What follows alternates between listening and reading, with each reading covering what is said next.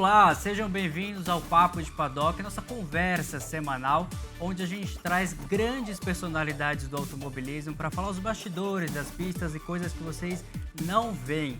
Toda semana, meu amigo aqui, ó, Nicolas Giafone, tá comigo. E Nick, nosso convidado de hoje é brabo, hein? O cara é especial, eu diria um dos maiores empresários que a gente tem aqui no automobilismo brasileiro, um cara que transformou nada em uma das maiores categorias do Brasil.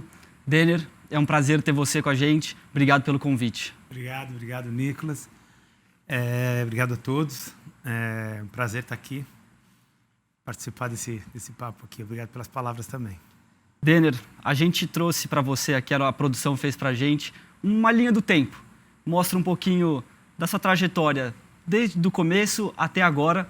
E eu queria aproveitar esse começo para perguntar para você um pouco sobre como é que veio um Denner que trabalhou com o pai e foi se apaixonando pela mecânica, por tudo que você foi, né, aprendendo com ele, como que isso moldou o Denner que a gente vê hoje, o Denner que consegue fazer da Porsche o sucesso que ela é. Obrigado. A história é em cima dos carros, dos motores, né? Também tem a paixão por motos, também é muito grande. Aquela primeira fotinha ali sou eu no meio ali, minha irmã e meu primo, meu irmão também participava desses passeios, né? Meu pai construiu esse kart com tubos de banco de ônibus e assento de ônibus, né? E rodinhas de carrinho de mão, aí tinha um motorzinho de moto lá, tinha os 3 pedaizinhos, marcha, acelerador, embreagem e tudo. E a gente andava na rua de casa, né? Fechava lá, andava na rua de casa. E eu me lembro um pouquinho antes disso ainda, quando meu pai começou a construir esse kart, ele levava eu, minha irmã e meu irmão, que é mais velho que eu, na oficina, para ele ver ele soldar. Então, à noite, a gente ia lá ver ele soldar, serrar, fazia que ajudava e tal, mas já desde esse momento, ele fez com que a gente fosse aprendendo um pouco de toda essa mecânica e aprendendo a se virar para ter as coisas. E essa foto aí retrata bem o início de tudo. Ô, Denner, qual o sentimento que você tem olhando para essa foto? É um sentimento, principalmente essa do kart, é um sentimento da aposta do meu pai, deu certo, né? De inserir a família no contexto. E meu pai sempre muito envolvido ali com os carros e tudo, e ele ensinar eu, meu irmão e minha irmã, não só a mecânica, mas a se virar na vida para poder ter as coisas. O kart é um exemplo disso, né? Naquela época era muito difícil de você ter um kart ou qualquer coisa. A única forma que meu pai tinha de chegar lá era fabricar um kart, né? Não existia outra forma de ter. Então, acho que remete a isso. Se você quiser chegar lá, você tem que se esforçar, você tem que fazer quase que o impossível para chegar lá. E esse kart é isso. Onde nasce a paixão de fato, né? Nick, você também correu de kart há muito tempo. Eu acho que é isso. Vocês, como 2 pilotos experientes, acho que é onde os olhos realmente brilham e falam, é onde eu quero estar, né? E esse kart é diferente do conceito que o Nicolas viveu. O Nicolas veio com kart profissional, de corrida mesmo. E isso aqui era uma brincadeira para as crianças andarem no kart, né? Tipo um carrinho de rolimã, né? Exatamente, é um carrinho de rolimã motorizado. Você falou tudo, é exatamente isso. Ô, Denner, e assim, você sai de uma oficina em Guarulhos de carro, que seu pai tanto trabalhava, e eu fiquei sabendo de uma história, de uma época, um Porsche que você guiou de calça jeans, camiseta e capacete, né? Na hora eu queria saber um pouquinho de como é que foi esse approach, né? Putz, o Denner saindo de um menino que vem de Guarulhos para um contato com um Porsche, uma paixão que veio para desencadear tudo que vem a seguir. Foi um momento assim muito especial. Para voltar um pouquinho, meu pai sempre teve oficinas, eu herdei uma oficina dele lá em Guarulhos e ali eu comecei a trabalhar com os carros, que era onde eu também conseguia tirar minha grana para pagar a faculdade, enfim, fazer minha vida. Bem novinho ainda. E eu já me apaixonei ali pelos Porsches, já trabalhava com os Porsches, mas sempre com os Porsches de rua.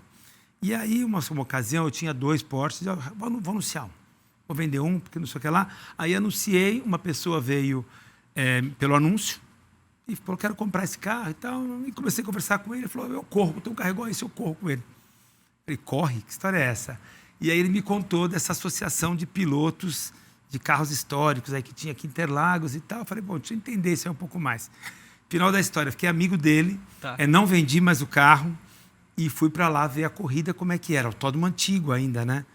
E fui lá ver a corrida, fiquei louco. Falei, cara, vou correr. Era aquele que era o quê? 7, 8 quilômetros? 7 ponto alguma coisa lá, 7,9 quilômetros, a curva da Ferradura, Sargento, enfim, curva do Lago era no sentido ao contrário, Caramba. Sol, enfim. E aí, bom, preparei esse carro lá em Guarulhos. Eu nunca tinha andado na pista sequer. Tinha ido poucas vezes no autódromo como garoto, mas nem me lembrava como que era. E aí fui lá participar dessa tal corrida. Era um negócio bem rudimentar, Tá. bem uma coisa entre amigos, muito mais simples do que é um track day hoje. Tá. Mas era uma corrida. Não tinha cronometragem, não tinha nada. Mas alinhava no grid e Eram pau. os mesmos carros ou tinha diversos? Não, era diversos carros. Diversos carros. Então, por exemplo, eu corria com um Porschinho 914. Já tinha muitos carros no mesmo grid que eu, que eram Alfa Romeo GTV 2000, 2 litros. Tinha Mercedes, tinha... Eram só carros assim, bacana. Carros esportivos daquela época. Mas não tinha uma regra. Pra você ter uma ideia, não tinha cronometragem. E como é que classificava? Mais ou menos como a gente acha que tem que ser e coloca quem é melhor na frente, quem é pior atrás. Tá. Né? E Isso em que ano, Dani? isso foi em 87, 86, por aí. Um pouquinho antes de você entrar ali no mundo das 1000 milhas, um pouquinho antes. O Mundo das Mil Milhas foi um pouco mais tarde, foi em 95. Tá, Então eu diria que isso aí foi 87, 88. tá. E um tal Porsche azul, Frankenstein, eu fiquei muito curioso para saber essa história, que, né, acho que você pode falar muito melhor que eu. Começou do nada, Denner chega em 95 para fazer as 1000 milhas, e depois em 96 uma novidade legal demais, queria que você contasse um pouco. Então, para falar então um pouquinho dessa corrida de carros históricos, lá fiz alguns amigos, né? Dentre eles o André Lara, que é super meu amigo até hoje, o Fernando Moreira Salles, enfim, fiz alguns amigos. O próprio, essa pessoa que eu contei, que é o Beto Keller, que foi à minha casa através desse anúncio para comprar meu carro, que virou meu amigo, que depois, por conta dessa amizade, eu acabei não vendendo e tudo, vou contar isso depois mais lá na frente, virou meu sócio lá no início da Porsche Cup. Tá. Mas ali eu já me virava com os carros e sempre assim, resolvendo os problemas que apareciam na hora e tal. Fiz essas corridinhas dessa associação, como você falou, de calça jeans. Você que mexia. Eu mexia, eu pilotava, fazia eu corria com a mão cheia de graxa, pau na jaca. Legal E demais. capacete de moto, né? Eu lembro que tinha capacete aqueles da Induma, que você aperta o botão e levanta aquele negócio. Sei. Literalmente. E assim eu comecei a correr lá, nem tenho a pretensão de falar, nunca fui piloto, não sou piloto, ando lá com o carro às vezes, tal, mas brinco, faço algumas corridas aí de carro clássico. Mas comecei a correr e comecei a gostar do negócio. Tá. Sempre gostei mais, para falar a verdade, até de preparar o carro, de lidar com a máquina, do que, na verdade, pilotar. Gosto também de pilotar, mas o meu fascínio é preparar, melhorar um segundo aqui, meio segundo ali. Enfim, esse tipo de coisa é o que eu mais curto. Em algum momento você pensou, Denner, em ser piloto assim? Ou você sempre curtiu mais Eu pensei mais em ser piloto de moto do que de carro. Eu gosto mais de andar de moto no autódromo. Eu já corri uns Rally dos Sertões, fiz umas corridinhas de moto lá em Spa também. Então, eu gosto mais de correr na pista, assim. Me identifico mais de moto do que de carro. Então, nunca pensei em ser o piloto e tal. Nunca pensei, mas sempre gosto de me divertir. Depois posso contar algumas experiências que eu tenho com os carros clássicos, que eu faço algumas corridas fora e tal, que também é uma experiência muito legal. Mas nunca tive aquela pretensão de falar, vou ser o piloto. Olha, Sertões não é brincadeira, não. Aí eu tiro o de moto. chapéu. Calma, Porque, Sertões olha, de moto. De moto. Denner do céu. Fiz 5. se de carro já é tenso Não. aquele jeito de moto, então... de moto é Que legal. loucura. É muito legal. Mas aí, voltando, então eu fiz algumas amizades. Passou um tempo. A reforma do autódromo, isso esfriou um pouco. E um belo dia, algum desses amigos aí que estavam lá nessa época, o próprio Beto Keller e o André, tinham um carro, um Porsche que desmontaram para 1000 milhas e etc. Fui até na oficina do Amadeu Rodrigues, que o André corria lá antigamente, e ficou lá parado. Acho que o Amadeu não teve mais tempo de mexer e ficou ficando parado lá. E um belo dia o André falou para mim, o Beto, falou, você não quer preparar esse carro para 1000 milhas? Aí eu fui lá ver na oficina do Amadeu, eu falei, quero preparar. E no dia eles me brincaram, então dá um orçamento, é meu negócio, é oficina, né, você é mecânico. Eu falei, o orçamento está feito já, não é nada, é só para a gente fazer o carro funcionar, o que tiver de custo de peças e tal, você acerta, você arca, e isso aqui é um paixão, meu cartão de visita, enfim. E aí preparei esse carro para a primeira 1000 milhas que a gente participou como equipe, foi em 95. Porque a 1000 milhas era bastante ali forte, né? Corria Rubinho, corria Nelson Piquet, corria Raul Boesel, vários times de fora, vários carros de fora, BMW, Porsche, Enfim. E aí preparei esse carro, é um carro naturalhão, um carro original, 1971. É um Porsche original, parece um carmanguezinho, assim, os pneuzinhos bem fininhos e tal. Um motor de 130 cavalos. E aí eu peguei esse carro, desmontei tudo e fiz e fui. Era um Frankenstein total. Era turbo? Não, ele era aspirado nesse Era momento. aspirado? E aí fiz ele aspirado, 3.6 e tal. Então já passou de 130 cavalos para 340 cavalos, freio, isso. Instalei as primeiras peças que naquela época ninguém mexia muito com fibra de carbono. Tá. Eu fiz umas peças em 94, 95 em fibra de carbono aqui. Trouxe a resina de fora, trouxe a manta, enfim. Era um laboratório total e eu tinha total assim liberdade para fazer o que eu quisesse. E aí fomos lá para essa competição e terminamos a prova em terceiro lugar, né? Só terminou na frente 2 Porsches da equipe do Franz Conrad e Melhor assim do que o outro carro. isso. Mas vários outros carros competiram, como por exemplo o time Bigassi da BMW, que correu o Nelson, correu o Ingo, correu o Johnny Cecotto, enfim, e vários outros pilotos de renome. E o nosso era uma equipe totalmente caseira lá de Guarulhos, eu vou chamar de meninos que nem quase tinham ido à pista, e pilotos também que não eram pilotos ali profissionais, pessoas que estavam ali, guiavam bem e tal, mas não eram pilotos profissionais, nem se comparavam com alguns outros. Mas a gente fez uma corrida legal, regular, um trabalho de boxe assim, espetacular, isso aí funcionou muito bem. E chegamos em terceiro lugar. Aquilo, acendeu a chama, né? Isso que você falou, que era um pessoal, né, em conjunto que não era piloto.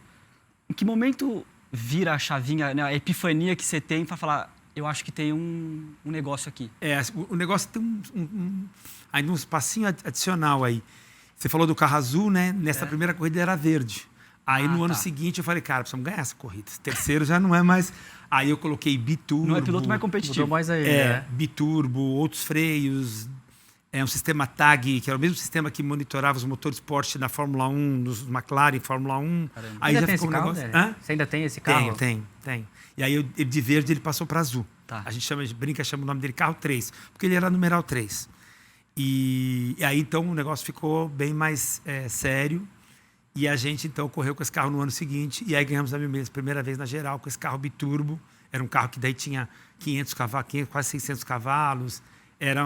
E também um carro 1971, a carcaça dele. Entendi. E aí esse negócio que você falou, solda para cá e faz para lá, você imagina que o carro é o Frankenstein em pessoa mesmo. Caramba, Denner, muito, muito legal mesmo. E eu penso assim, né, você veio de um lugar onde você foi aprendendo na raça, Sim. Você foi conhecendo muita gente. Sim. E aos poucos foi virando... né, sempre com muita paixão, foi virando não um negócio, mas um hobby, diria, no começo. Sim. Eu fiquei sabendo que você teve também equipe de endurance depois, uma época. Sim. Como é que foi esse negócio? Você saiu das 1000 milhas, continuou? Como é que foi? A sequência disso, depois que a gente venceu lá, a sequência disso foi cada vez fazer melhor, né? Mas era quase que um hobby. A minha principal atividade era a Stuttgart, que é o concessionário da Porsche aqui no Brasil. E a corrida era quase que um hobby, né? Só que eu comecei a ver, falei, precisava viver um pouco desse hobby aqui, né? Porque é tão legal você poder ter o seu sustento daquilo que você ama tanto, né? E então eu falei, mas eu preciso aumentar um pouco a quantidade de carros, eu preciso fazer de alguma forma para conseguir ter um retorno financeiro que justifique até mesmo os investimentos aqui dentro. Então montei uma equipe de endurance. E aí, então, regularmente a gente corria a nossa equipe 2 corridas por ano. Uma que era 1000 milhas, que geralmente era no começo do ano, e a outra que era os 500 quilômetros de Interlagos, que geralmente era no meio do ano. Eram 2 eventos? 2 eventos. Eram 2 corridas no ano, né, que a gente corria. E aí, primeiro era um carro, depois passamos para 2 e depois 3. E mesmo nessa escala de talvez 3 carros, que já era um negócio um pouco complicado, chegamos até ter 4 em alguma corrida ou outra, eu vi que nessa escala legal, satisfazia, ia bem, às vezes ganhava ou não. Falei, mas aqui não vou conseguir ter sucesso como empresário. Vou só alimentar o meu prazer. E que ano foi essa então, a primeira 1000 milhas a gente fez em 95. E isso foi de 95. Essa percepção foi de 95 até mais ou menos 2002, 2003. 2000, para falar a verdade, eu já comecei a pensar. Falei, como é que eu vou ganhar dinheiro com isso? Duas dificuldades que apareceram ali que me levaram a ir para um caminho mais de escala. Que essa corrida não tinha regras, então às vezes eu chegava lá com o meu Porsche e tudo, eu era favorito. Aí, às vezes, chegava lá um carro, lá, um Aston Martin ou um DTM, eu não era mais favorito. E ficava sempre naquela surpresa. Quem vai chegar com a melhor... Com o melhor equipamento? Não tinha nenhuma regra. Acho que até hoje não acompanha bem o regulamento. Então, eu falei, putz, como é que eu vou fazer isso? Ficava chateado quando eu chegava lá com o meu carro e tinha um que não tinha nem condições de ganhar. Faz sentido. Aí comecei a pensar. Também a CBA naquela época não era muito bem estruturada. Tentei convocar a CBA para fazer uma estruturação, para ter um mínimo de regras, tipo uma 24 horas de Nürburgring, por exemplo. Peso, largura do pneu, algumas coisas, um básico, né? Mas não funcionou. Falei, cara, quer saber? Vou fazer o nosso campeonato. E eu já tinha uma relação muito intensa com a Porsche, que começou oficialmente lá em 97, com a Stuttgart, e também com essa tradição de correr com essa equipe aqui. E também participei de várias corridas fora do Brasil, contratado por uma equipe austríaca, trabalhando com Porsche. Então eu ia nas corridas. Você viajava para fora? Sim, sim. Tá. Eu fazia parte de motor, fiz Le Mans, várias vezes Daytona, algumas corridas na Europa também e tal. Quão importante foi isso? Como? O quão importante foi isso para você foi demais, adquirir tudo que você precisava? Porque aí eu conseguia me aproximar dos carros, aproximar um pouco mais de uma competição ali muito mais acirrada, porque eu estava num time e tinham vários outros times com carros iguais, melhores, mais bem estruturados ou não. A corrida assim, mais importante que eu trabalhei foi 24 Horas de Le Mans, que foi em 1996. Cara, que espetáculo. E eu era responsável pela parte de motor. E era o Porsche, o GT2, que é o 993 biturbo, lá o GT2, último refrigerado a ar. E isso foi me aproximando cada vez mais. Ganhei um pouco mais de respeito dentro da Porsche, do departamento de competição, motorsport. E comecei uma batalha para trazer a Porsche Cup para o Brasil em 2000, mas eu só consegui fazer a primeira corrida em 2005. Esse tempo todo, parte foi planejamento, parte foi embarreiramentos que a gente encontrou no meio do caminho, o dólar que explode, o não sei o que... Enfim, tudo que a gente sabe que acontece, mas principalmente chegar a um modelo que pudesse funcionar aqui no Brasil, simular todos os modelos. E aí, em 2005, de fato, eu falei, cara, agora... Final de 2004, eu falei, vou fazer o campeonato em 2005. Aí eu trouxe um Porsche Cup, corremos a 1000 milhas, não para competir, para estressar o carro, para o pessoal conhecer o equipamento e tudo. Então, a gente correu com o primeiro Porsche Cup a 1000 milhas de 2005, foi em janeiro, e eu coloquei assim, 4 pilotos de diferentes perfil, né? Eu chamei o Raul Boesel, o cara que super experiente, corridas de longa duração e tal. Chamei o Max, naquela época também... Max Wilson? Max Wilson, que é super meu amigo, trabalha lá comigo. O Max correu, a gente nem tinha tanta amizade ainda. Eu conheci o Max através do André, que era um piloto de fórmula, super rápido ali e tal. Chamei o próprio André, que era o perfil do piloto que correria na Porsche Cup, que era um piloto não profissional, mas que já tinha uma certa experiência em corridas de longa duração e tal. Chamei o Marcel, chamei o Marcel, que foi meu sócio na Stuttgart e tal, que era um piloto que ia começar na Porsche Cup, que não tinha experiência de corrida. Eu falei, então, um piloto de cada perfil aqui para a gente colocar o carro, o equipamento e tudo a todo o teste. E foi muito bem, a gente terminou muito bem a corrida. Teve lá uma batida no meio do caminho, uma rodada e tal, natural. Coisa natural. Mas foi muito bem. E aí eu já tinha uma série de clientes que se interessavam. Então, com isso, eu consegui fechar esse grid de 13 carros, para falar a verdade, na corrida número 1, que agora em 16 de abril vai fazer 20 anos, que foi em 2005. 13 carros na primeira corrida. Para a segunda, eu consegui trazer mais 2. Fomos para 15 carros. E eu falei, opa... Isso no primeiro ano? Primeiro ano. Aí, no final de 2005, o negócio funcionou. Aí eu tive mais procura, eu trouxe mais 9 carros. Em 2007, para 24 carros. Caramba. Falei, opa, agora temos um negócio aqui na mão. Para falar um pouquinho da Porsche Cup, ela começou ali no primeiro propósito, ela ter uma corrida entre amigos. Eu falei, um dos carros eu vou correr. Né? Um era para mim, um era para o Beto Keller, que era meu sócio. Antes do negócio estar armado, eu já falei para o Beto. Falei, Beto, esquece, você não vai correr, esquece que eu também não vou correr. Nós vamos trabalhar. Dani, você falou um pouquinho de cliente. Como que foi a adesão quando você trouxe de fato para o Brasil, tanto de interessados de público, como para correr e possíveis patrocinadores? Olha, naquela época, a preocupação era só com quem queria correr. Não tinha preocupação com o público e nem tampouco com o patrocinador. Por quê? Porque a ideia era, primeiro, você ter um produto esportivamente, tecnicamente bem desenvolvido, para depois você poder vender para alguém. Né? Vender para um patrocinador ou até mesmo vender para o público que talvez até vai na arquibancada de graça, mas ele precisa ver um show legal, né? Você não pode chegar lá com um negócio que não entrega alguma coisa bacana. Então, nesse primeiro momento, eu falei, não tem patrocinador, não tem público, não tem nada. Aqui nós estamos aprendendo a fazer corrida de carro. Todo mundo aqui tem que ter essa humildade. Então, esse foi o primeiro ano, né? Lógico que o pessoal já levava a família para ver, para torcer e tal. E o público, vou falar assim, a clientela, os pilotos, eram pilotos que já me conheciam. Vários tinham corrido as 1000 milhas comigo, né? Nesses anos aí, desde 95, 96 até 2000, alguma coisa. Outros não tinham, mas iam lá assistir, ficavam no box e já pensavam em estar ali dentro. E alguns amigos e clientes da própria Stuttgart ou do Porsche Clube. Enfim, eu fui ali garimpando algumas pessoas que eu achei que faria parte dessa comunidade aí de pessoas que aceitariam essas condições iniciais de um campeonato. E foi muito bem. Então, eu falei, vamos fazer esse pacto aqui, vai ser desse jeito, eu assumo a responsabilidade e tal. E muitas vezes assim, até na palavra, porque falava, bom, tá bom, você vai fazer? Então, tudo bem, acredito. Já tinha criado ali uma credibilidade, né? Para falar um pouquinho antes disso, tinha um problema. A Porsche queria que eu encomendasse os carros 1 ano antes. E essas pessoas falavam, começa aí, se for legal, no ano que vem eu entro. Você imagina, houve galinha, né? Até que chegou o momento que eu falei, agora vai. Então, acho que o segredo de depois disso funcionar bem foi um serviço bem prestado, o produto, né, o carro, a marca Porsche ajudou muito também nesse sentido.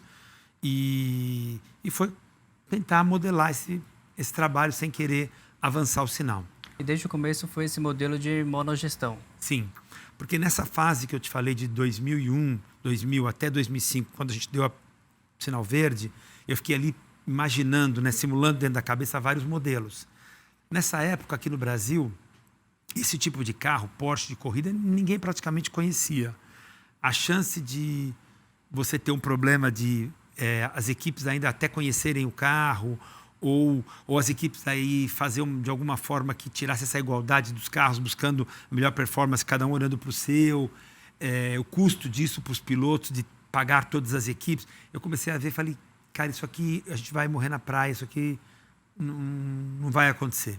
E vi o perfil do meu cliente também, que ele queria o quê? Ele não queria saber de equipe boa, equipe ruim, com quem que ele está falando. Ele queria saber de chegar lá, sentar, correr e, principalmente, ter a certeza que era de forma igual, né? Que ninguém podia fazer investimentos maiores ou menores, ou ter mais gente, não poderia. Então, como é que era a única forma de eu garantir tudo isso? Os carros todos dentro do nosso galpão, os carros todos sendo feitos pela nossa equipe e supervisionado por nós. E aí depois uma série de coisas que foram se instalando no transcorrer da categoria, que são as ferramentas de mostrar que tudo isso está igual, está exatamente... Ferramentas de mostrar? É. Como é que você acaba com a briga do carro dele anda mais que o meu, o carro dele está mais baixo que o meu? Como é que você faz para... Então, primeiro de tudo, a gente tem... agora tem algumas variaçõezinhas pequenas, mas a gente tinha um setup único. Então, o setup é igual para todo mundo. Então, tudo que é geometria, altura, enfim, era único.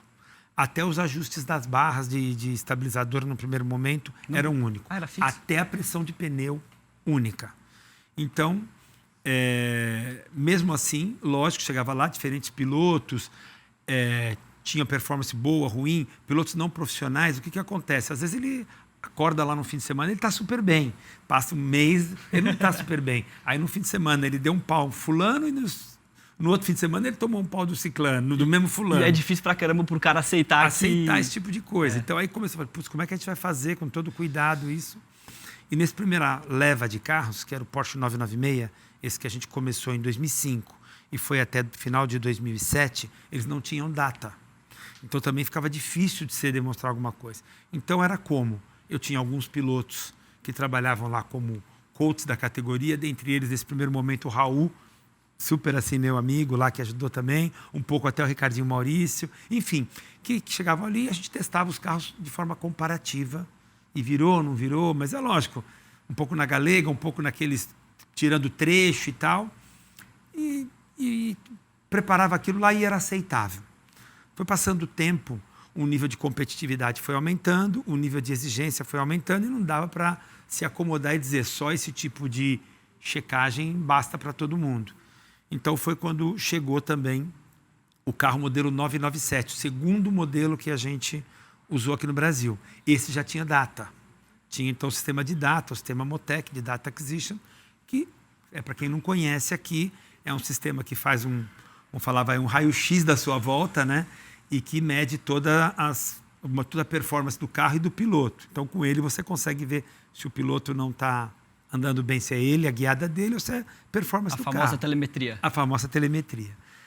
Então, ele já tinha esse recurso. Mas, nessa época, aqui no Brasil, poucas categorias podiam usar esse recurso. Então, ou seja, tinham poucos profissionais com habilidade para isso. Poucos que eu estou falando, porque eu já estava com 20 e poucos carros. Então, buscar 20 pessoas com esse tipo de habilidade e uma nível de habilidade muito semelhante era muito difícil. Encontrava pessoas aqui super capacitadas, que vinham lá da Fórmula 3 e tal, e pessoas aqui que mal tinham contato com esse equipamento. Então, para quem que você vai dar o bom, para quem que você vai dar o ruim?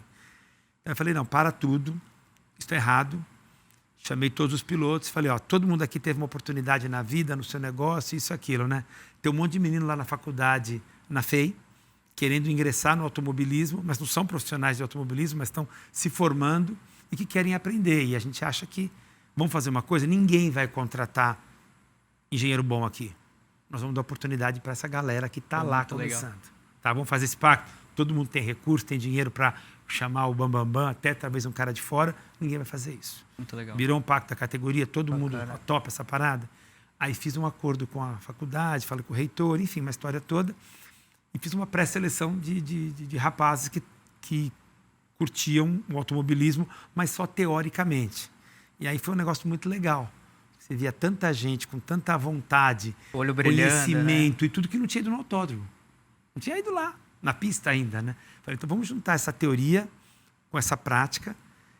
Pegamos o sistema, escolhi os melhores, a gente fez uma pré-seleção, alguns que já monitoravam. No primeiro momento, eu mesmo que dava instrução ali de como usar o data, depois institucionei isso, criei ali um professor deles. Então, eu comecei a criar essa oportunidade para esses meninos que vêm lá da escola, né, poder também se inserir no automobilismo. Então, hoje, se você andar, por exemplo, num box da Stock Car, por exemplo, você vai lá, vê aqueles engenheiros todos que estão lá e vai vendo. Se ele tiver menos que 35 anos, você fala, já passou na Porsche Cup? Você já passou? Você fala que 90% passou.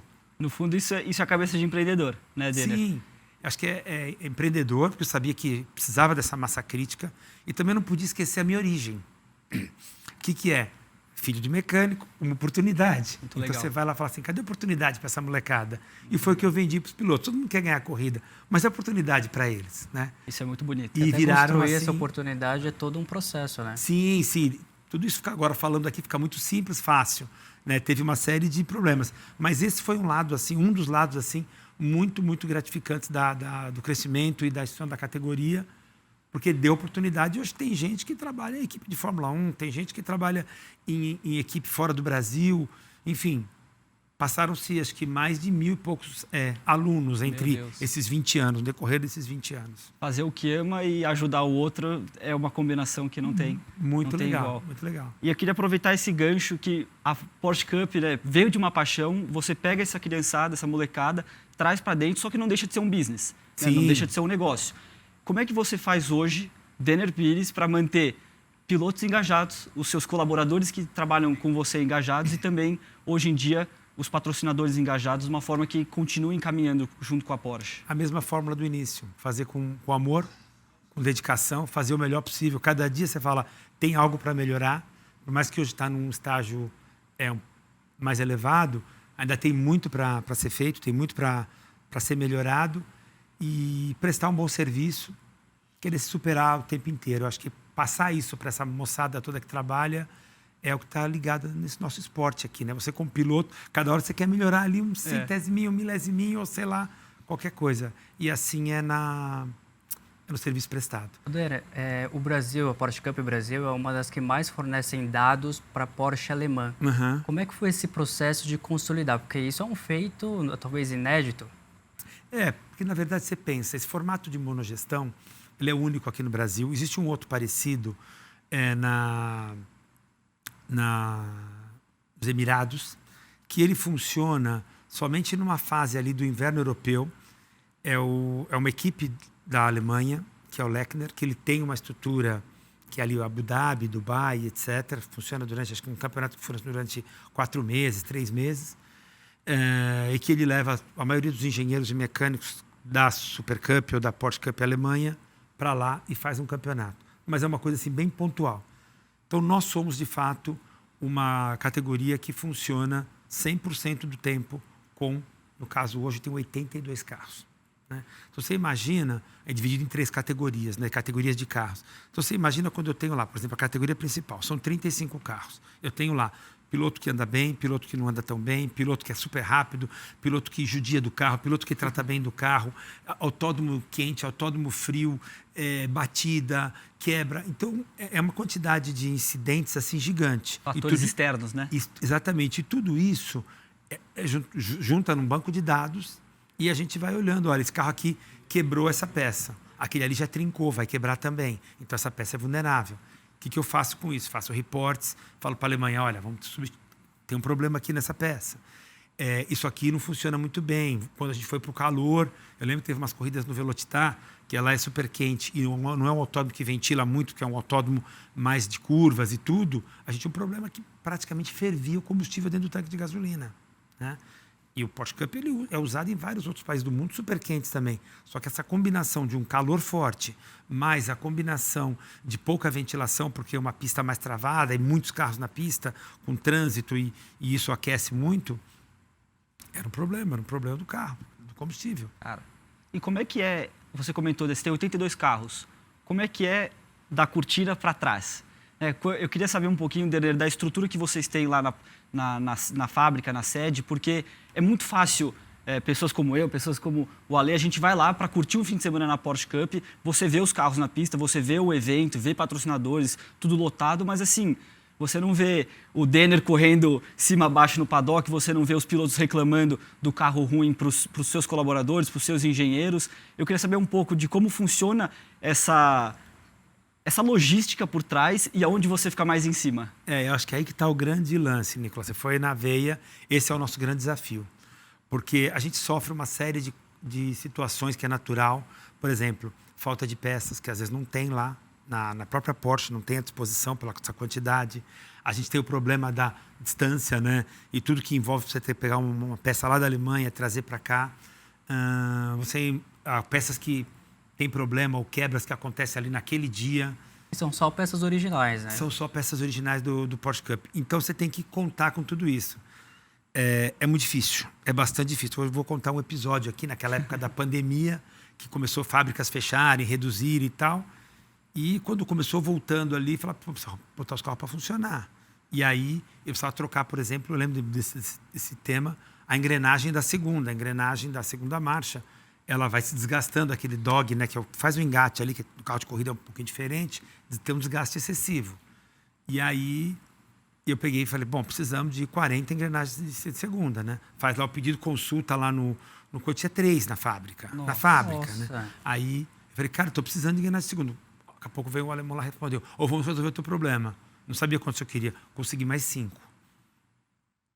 Eu precisava de 40, né? Então, só para entender esse tipo de dificuldade. Aí você sai falando, tem que resolver esse tipo de coisa, né? Então, aí com uma ferramentaria aqui, você faz um enchimento, você faz não sei o que lá, faz um tratamento, você faz não sei o que lá. O carro não pode parar, não pode parar. Eu não posso transferir esse problema que está, como você falou, atrás da cortina para quem está do lado de cá da cortina.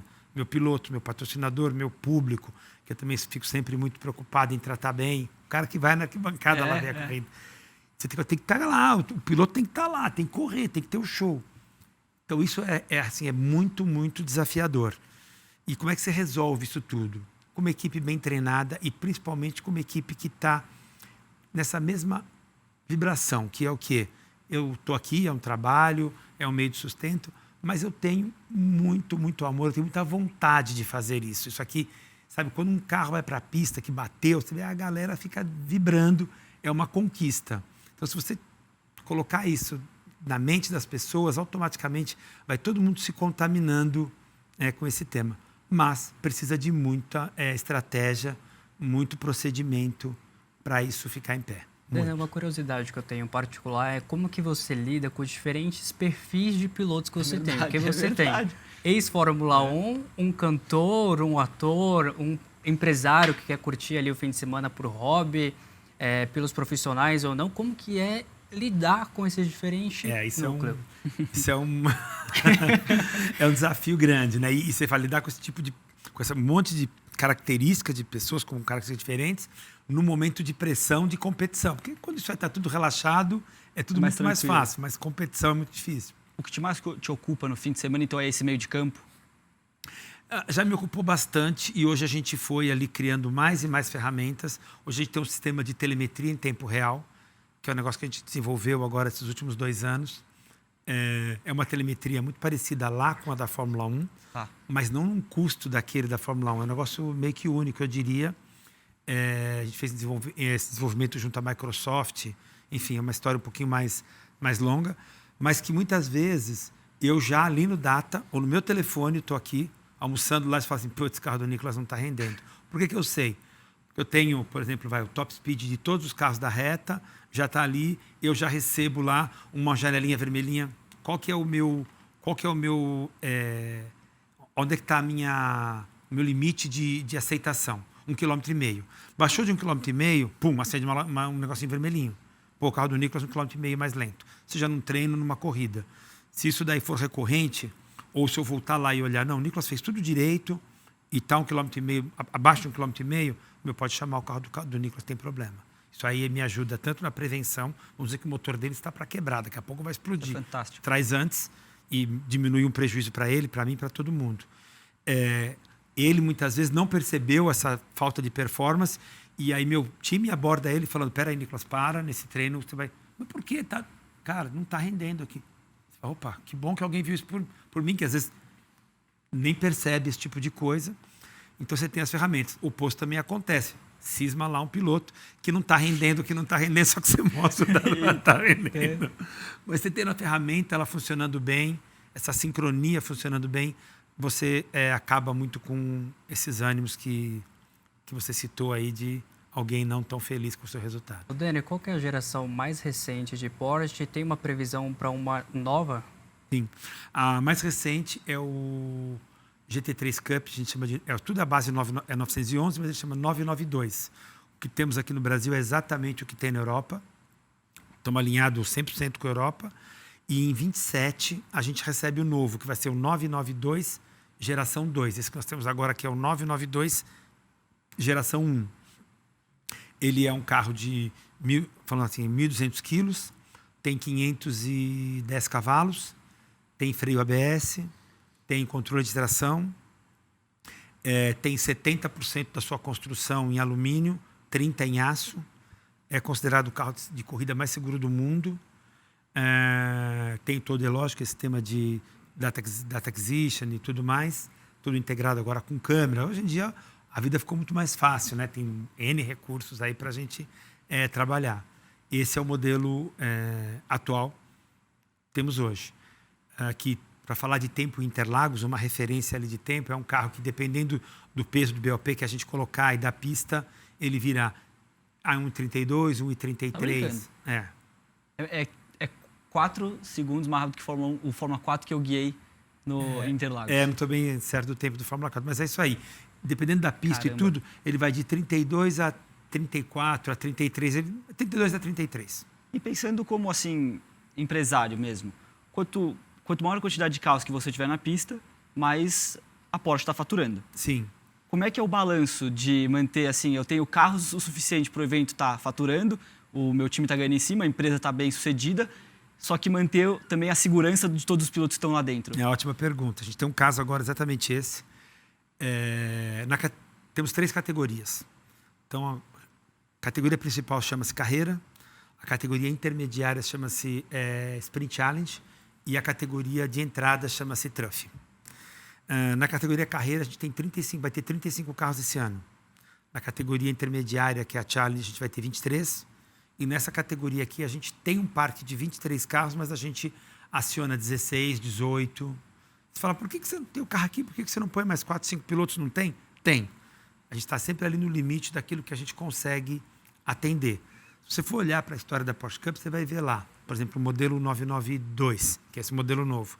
A gente começou com ele em 2022. Tinham 27 carros, 26 carros. Um transcorrido, dominamos.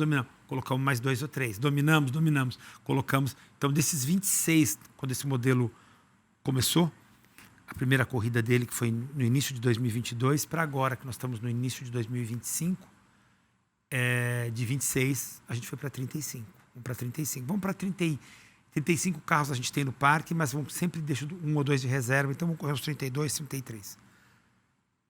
Tem capacidade para a gente subir? Temos a equipe estruturada? Dá para subir? Mais 2. Não só assim, olhando para o lado financeiro, apareceram mais 10 pessoas aqui, vamos colocar mais 10 carros lá no grid, porque financeiramente vai valer a pena. Não, precisamos ter condições de atender isso sem comprometer ninguém que... A qualidade, né? A de qualidade quem já tá lá. desses pilotos que estão lá desde o início da categoria. Isso deve ser difícil. Isso é muito importante, Um outro limitador é o próprio autódromo. Chega uma hora que começa a ficar insano, tanto o carro na pista, a quantidade de box fica difícil também, né? Porque, imagina, os carros da Challenge são 4 carros por box aqui em Interlagos. Que já é muita coisa. E já é muita coisa, né? Então acho que tem uma série de limitadores ali para você falar, não vamos passar do ponto. Quando você olha para o lado do faturamento, será que só aí que está o faturamento? Não, o faturamento está em outras coisas, está em vender cotas de patrocínio, está em fazer shows, que hoje em dia todas as corridas, principalmente aqui de São Paulo, tem um grande show de música. Então, numa o Lu Santos, noutra Ivete Sangalo, noutra Cláudia Leite, sei lá. Por quê? Porque não é só um evento de corrida, não é só um evento para nós, amantes do automobilismo, é um evento que vai uma pessoa lá, um acompanhante, sei lá, fala, pô, tem um monte de coisa para eu fazer aqui, criança, adulto, enfim. Então, você tem outras fontes também de rentabilizar, sem ser só aumentar o volume de carros. Dana, você falou um pouquinho de público. A Porsche Cup deixou de ser só uma corrida e se tornou, de fato, um espetáculo completo no fim de semana, onde o público participa muito ativamente e ele acaba construindo o fim de semana ali. Eu fui, inclusive, de vários shows finais assim, de corrida da Porsche Cup. É sensacional trazer essa experiência. Como é que vocês têm trabalhado em cima disso para que seja, de fato, uma experiência que atraia cada vez mais pessoas, claro, gere uma receita para o evento e faça o evento ser ainda mais conhecido no país? Olha, eu acho que você tem que, para você levar mais pessoas, você tem que criar, você tem que ter um ambiente assim propício, legal, que te dê prazer. Eu sou muito assim observador, então no final do dia eu fico olhando para as pessoas, fico vendo como é que elas estão ali. Por exemplo, você faz o show no final, todo mundo foi embora, ou todo mundo está aqui, né? Eu fico olhando, não é para quem ganhou a corrida, porque esse cara vai ficar lá a noite toda. Eu fico olhando para aquele que perdeu a corrida, que teve um problema. Aquele é o meu termômetro. Sim. Pô, se ele ficou aqui, ele gostou do show também, ele gostou das outras atividades do evento. Então, você está sempre também pesquisando. A gente tem uma série de pesquisas que a gente faz após as corridas para entender o que o nosso público, vamos falar assim, o que os nossos clientes acharam bom, gostaram, o que não, o que falta, e não só com eles, essas pesquisas também com patrocinadores e até mesmo com o público. Você tem que aprender com o público, ninguém é dono de nenhuma verdade, você tem que ir ali aprendendo e tentar fazer o melhor. Nessa última corrida que a gente teve no final do ano, a gente levou 35 mil pessoas na arquibancada e levou 8 mil pessoas na ala VIP, que esse que teve o show, inclusive, da Ivete Sangalo no final. Então, a gente está contente com o que tem, mas sabe que podia ter levado 70 mil pessoas na arquibancada. Né? Você esperava que fosse tomar esse tamanho que ela tomou? E uma pergunta como piloto agora. Se você esperava que a Porsche fosse tornar um berço para pilotos como o Enzo Elias e o Nicolas Costa, que sai da Porsche para estoque, sai da Porsche, piloto McLaren lá na Europa. Você esperava que fosse tomar esse tamanho? Olha, não esperava, mas eu sempre achei que era um negócio assim que tinha uma chance muito grande de dar certo. Acabei de falar aqui, quando eu virei para o meu sócio antes de começar, que era o Beto Keller, e falei para ele, cara, você não vai correr, eu também não vou correr. Isso aqui é nosso negócio de trabalhar muito. E ele falou, tá topada a parada. Depois, em um determinado momento da Porsche Cup, ele saiu, foi cuidar dos negócios dele. Em 2008, ele saiu, eu fiquei só. Mas eu já vi ali, quando eu comecei a ver que assim, interesse e tal, e que eu podia ter um show legal, show de corrida e tal, falei, opa, aqui tem um campo aqui minado, aqui tem um negócio legal. Legal, um negócio novo para explorar, né? Que ninguém passou ainda. Isso, exatamente. Então, por exemplo, o tema do que você citou, o Ex-Elias, o Nicolas, mais outros meninos, por exemplo, o Felipe Batista, quando saiu do kart, foi correr com a gente. O Vitor Batista já tinha uma carreira lá e veio correr com a gente. Enfim, vários outros. Isso foi uma iniciativa também que a gente fez, que foi o Junior Program, que é uma academia como as grandes montadoras têm lá fora. Eu fiz aqui e foi um negócio super legal. Porque dali, né, o Enzo saiu de lá, o Felipe se aprimorou lá. Eu gosto de também fazer essas coisas assim diferentes. É o caso dos engenheiros que eu fui buscar lá. Essas coisas diferentes e falar, pô, a Porsche Cup consegue, vamos falar assim... Abraçar mais pessoas. Abraçar mais pessoas e fazer desse automobilismo uma coisa mais interessante. Mais... Eu e ali a gente ficou com uma curiosidade que a gente estava falando. Você está com a camiseta da Porsche, você está polo, trajado. Agora, o Denner chega em casa, se você pendura a camiseta da Porsche, como é que você desliga? Reconecta e volta. Olha, cara, não desconecta muito não. Pra falar a grande verdade, essa é uma das reclamações que eu tenho em casa. Mas eu fico pensando nisso, muitas vezes eu fico ali tendo ideias e tudo. E por incrível que pareça, sabe como é que eu relaxo às vezes um pouco? Eu vou lá para a oficina, tem meus carros antigos, clássicos. Eu vou lá, fico mexendo. Às vezes eu estou no meu escritório ali trabalhando parte administrativa e tudo mais.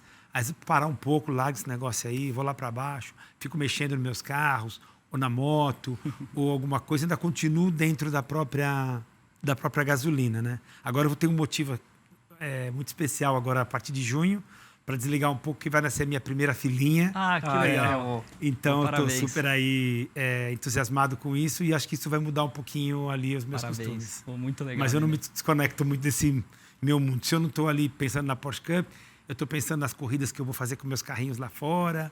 Já fiz algumas, Le Mans, nos Estados Unidos. No fundo, é o real empreendedor isso. Acho que sim. Eu acabo que... Eu brinco, eu trabalho numa fábrica de chocolate, sabe? Cada lugar que na lambida, né? Então, eu trabalho com uma coisa que eu gosto muito, então é muito bom. Faz bem aqui eu relaxar com o próprio tema. Ô, Denner, o Nick falou da nossa conversa de bastidor e uma coisa que surgiu foi como que é esse processo de corridas fora. A gente sabe que você constrói a corrida em Interlagos, mas como que é em autódromos no Brasil e principalmente fora do Brasil? Como que é todo esse processo de negociação, de levar a categoria para lá, corridas no mesmo fim de semana? Esse ano tem 4 em Portugal, né? Tem 4. Das 9 corridas que a gente tem, 9 fins de semana que a gente tem, 4 serão em Portugal. Então, muito legal. 45% do campeonato está lá em Portugal. Primeiro que a gente aqui tem uma necessidade de mais autódromos, que é um problema aqui no Brasil. Tem alguns autódromos que eu fico um pouco assim, preocupado de ir, porque não oferecem uma segurança, não estão em condições assim, de manutenção muito boas. Essa é uma situação. A gente também tem essa coisa da experiência com a Porsche Cup, exemplo show, exemplo uma série de coisas. Também criar essa experiência de ir para longe, experimentar outros autódromos, levar esses pilotos para outras oportunidades de outros autódromos, não só os pilotos, porque vão 350 pessoas que trabalham aqui, vão para lá, sem contar os pilotos. Tá brincando. Entendeu? Então você imagina a experiência para os mecânicos, para o engenheiro, enfim, para todo mundo, para quem monta o evento. O menino que saiu lá da FEI para viajar para Portimão fazer Porsche Cup. Deve muito legal. Então, tudo isso daí vira essa experiência legal. Lógico que precisa ficar em pé também do ponto de vista financeiro, porque imagina uma operação dessa. Então, os carros vão todos de navio, tem toda uma logística. Você imagina, a gente vai terminar uma corrida agora aqui no último fim de semana de abril, que vai ser em São Paulo, que é a nossa terceira etapa. Acabou. A gente tem 15 dias para preparar. Não vão todos para a Europa. Desses 82 vão 60. 60 carros que bateram, que quebraram, ou que só se desgastaram, cada corrida. Preparar, deixar eles prontos. Embarcar eles todos em container para colocar eles no barco para mandar. Então, você imagina a logística de preparar tudo isso e toda a documentação detalhada que uma alfândega precisa para todas as conferências. Não é um negócio, põe na mala aí e sai andando. Tem conferências físicas e uma série de coisas. Chegar lá no local, a mesma coisa, desembarcar tudo, passar por alfândega, pôr no autódromo. E a gente monta o autódromo, monta o evento lá do mesmo jeito que a gente monta aqui. Eu pego o autódromo lá, assim, eu digo no osso porque é o autódromo com a estrutura dele somente, e aí começa desde a parte de segurança, limpeza, catering, hotel para moçada, transfer para ir para aqui para lá, enfim, catering para pilotos, catering para equipe. Então, é uma logística assim, já é uma logística importante você fazer aqui em Interlagos, que é do lado de casa. Mas de lá, você envolver transporte marítimo, transporte aéreo, alfândegas, costumes diferentes em outros locais e tudo, é um negócio que tem que ser programado com muita antecedência. E por que a gente também acaba conseguindo? Porque a primeira vez a gente fez menorzinho, depois a gente fez um pouquinho maior, depois a gente fez um pouquinho maior, depois a gente fez... E foi aumentando, a equipe foi aprendendo, foi desenvolvendo. Então, isso que eu falei sobre os carros, mas funciona também para o pessoal de eventos, que foi desenvolvendo, cada vez fazendo um pouquinho melhor. Tem erros aqui, conserta, tem acertos, repete. E é isso. Então, a gente junta essa vontade também de ir lá. As corridas do Porsche Cup hoje estão todas transmitidas ao vivo em Portugal, né? Todas, do ano todo. Então, a gente já tem uma legião de fãs lá. Já pega a corrida do ano passado, já tinha bastante gente na arquibancada, visitação de box. Correu com a gente lá o Miguel Oliveira, que é o piloto de MotoGP, né, o português. Ele correu com a gente. E, cara, impressionante a fila de gente, assim, pedindo autógrafo pro cara na corrida. O negócio é super legal. O Rubinho ganhou a corrida lá, então imagina o Rubinho, quando ganhou a corrida, todo mundo lá gritando o nome dele. Muito legal. É muito, muito, muito legal. Então, faz parte dessa experiência que é a Porsche Cup, ir para esses lugares diferentes e criar esse tipo de experiência. Voltando para o Brasil, muito se fala do Nordeste. O Nordeste, pessoas que querem consumir o automobilismo, mas a logística de vir para São Paulo ou outros estados é complicada. Você acha que em algum momento a Porsche Cup pode correr no Nordeste? Aí eu complemento com uma segunda pergunta. Falta uma parceria público-privada para incentivar construções de autódromo e levar as categorias, não só a Porsche Cup, mas outras, para as outras áreas do Brasil? Sim, acabei de falar, um dos motivos que a gente está indo lá em Portugal é a falta de autódromo aqui. Então, se você me dissesse, olha, lá no Nordeste, qualquer uma dessas cidades legais aí do Nordeste, com uma infra, nem precisa ser uma grande infra, mas tem um autódromo lá que consegue receber a Porsche Cup, tenho certeza que a Stock Car falaria a mesma coisa, a Fórmula Truck falaria a mesma coisa, a Copa Truck a mesma coisa. Tem um autódromo lá que recebe, nós estaríamos lá. Quer um exemplo disso? A gente corre em Termas do Rio Hondo, onde é o autódromo que tem o MotoGP. É uma cidade muito pequena, uma cidade interiorana, e que tem um autódromo espetacular. Lindo, é perfeito. Faz fila de 4 na reta. Loucura. Assim, os pilotos, assim, a cidade é uma cidade ok, né? Uma cidade muito simpática, mas uma cidade não muito desenvolvida, mas o autódromo é espetacular. E aí o que acontece? A gente vai para lá com o maior prazer, né? Pra vocês terem uma ideia da dimensão do autódromo, o autódromo de Interlagos, a área do terreno ocupado aqui são 1 milhão de metros. Lá é 2 milhões de metros. Só para você ter uma ideia. Então, área de escape, não tem grandes acidentes porque é uma pista concebida agora moderna e para moto. Então, você imagina se isso acontece em outros lugares aqui do Brasil, né? Agora vai ter a reforma de Goiânia, que vai ser muito legal para todos nós. Vamos ganhar um autódromo muito mais legal. Mas, para falar de Nordeste e para falar também de autódromos mais próximos aqui, por exemplo, Londrina é uma baita cidade legal. O autódromo, infelizmente, hoje não tem condições de segurança para esse tipo de carro. Então, se tivesse um investimento ali, a gente sabe que vai levar muito desenvolvimento, vai levar dinheiro para a cidade. Eu não estou falando só da Porsche Cup, estou falando da Stock, estou falando da Truck, estou falando de outras várias categorias que tem por aqui, de um automobilismo que pode se desenvolver melhor lá. A mesma coisa em Campo Grande, que também é uma cidade muito legal, de boa logística e tudo. Creio que Brasília agora vão finalizar as obras também, é uma outra praça muito legal. Então, acho que a CBA, junto com a iniciativa pública, e também se precisar contar conosco promotores, eu falo por mim, mas tenho certeza que se a gente chamar o Carlos Coll aqui, o Lincoln e outros promotores aqui do Brasil, eu tenho certeza que a gente vai se unir em prol disso, porque eu já tive algumas conversas, é interesse de todo mundo, para que esses autódromos estejam mais desenvolvidos, aproveitar esse momento do automobilismo, que é um momento aí exuberante do automobilismo, né? A Fórmula 1 está aí pegando fogo. Temos aqui agora um representante aqui muito legal, que é o Gabriel. E acho que teria que ter um pouco mais de investimento nesse sentido para que tenhamos autódromos não só com condições de show, mas também mais seguros, né? Porque, de repente, algumas categorias vão para alguns autódromos que não estão tão seguros, pode haver um acidente, pode machucar alguém. Acho que vale a pena, é um esporte que traz tanta tecnologia, tanto entusiasmo para as pessoas, né? De novo, a Fórmula 1 mostrou agora, recentemente, que é um esporte que pode movimentar uma economia muito forte. Então, acho que a iniciativa pública devia olhar um pouco mais para isso e nos ajudar a ter esses autódromos, né? Que seria muito bom. Se Deus quiser. Exatamente, e não só para as corridas, né? Assim como está sendo usado de Interlagos agora, para shows também, que também leva receita para a cidade, que também leva um monte de coisa, principalmente nesse nosso Nordeste, que acho que precisa de mais movimentação econômica e tudo. Acho que seria muito legal. Que a Porsche Cup, o que eu puder fazer para colaborar com isso, eu estou 100% aí.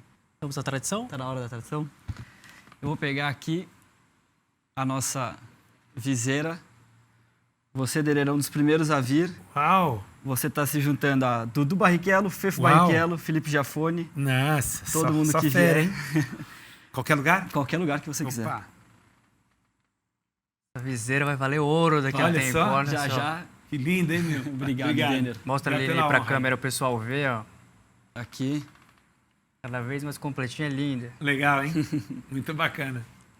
Denner, quero te agradecer, dedicar o seu tempo, que eu sei que é corrido para estar aqui com a gente. Se a gente for te mostrar a nossa pauta aqui, acho que a gente não falou 1/3 do que a gente planejou. Desculpa se eu me estendi demais. Imagina, por isso a gente já quer nada. estender o convite para você voltar aqui, A hora porque que sei quiser. que a gente tem muita coisa bacana e você tem muito a acrescentar. Particularmente, sou fã do seu trabalho, um Obrigado. dos maiores empresários deste Com país, certeza. como o Nicolas pontuou na apresentação. O que você faz pela Porsche Cup e ao longo de todos esses anos não é para qualquer um, tem que ter fôlego, garra, coragem, enfim. Gente, vou não parar é fácil, de puxar não saco. é fácil ser empreendedor e não é fácil, muito menos ser empreendedor em automobilismo. Não é, Exatamente, não, mas muito legal. obrigado e eu te espero aqui mais Muito vezes. obrigado e graças a programas como o de vocês a gente pode mostrar o nosso trabalho. Então, agradecer também a vocês todos aí. Muito legal. Obrigado, Denner. Nick, valeu. Valeu, Até Ale. semana que vem. Até semana que vem, sempre um prazer. Prazer todo meu. Para você que acompanhou o programa até aqui, muito obrigada pelo carinho, pela audiência e até semana que vem. Tchau, tchau.